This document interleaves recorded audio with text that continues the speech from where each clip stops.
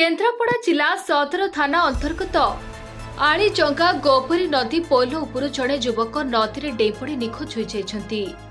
पोल उपरे युवक गोटे कला रंगर बाइक रखी डेई पड़िथिले। घटना संबंध में स्थानीय लोके अग्निशम बाहिनी को सूचना देवा परे अग्निशम कर्मचारी माने घटनास्थल में पहुंची खोजाखोजी आरंभ करथिले। सूचना अनुसार युवक घर स्थानीय तल बारंक बोली जଣାपड़ी।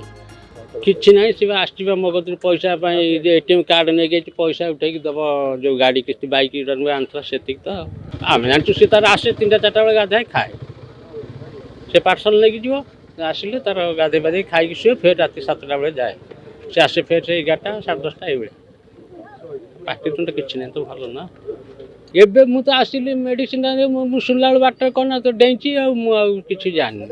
अन्य पक्षरे डेइंबार कारण एपर्यंत अस्पष्ट हो रही। नदी में प्रखर स्रोत थिबा हेतु उद्धार कार्य असुविधा हेउथिबार जଣା पड़िथिला। केन्द्रापड़ारू मलय कुमार साहू को रिपोर्ट, खबर ओडिशा।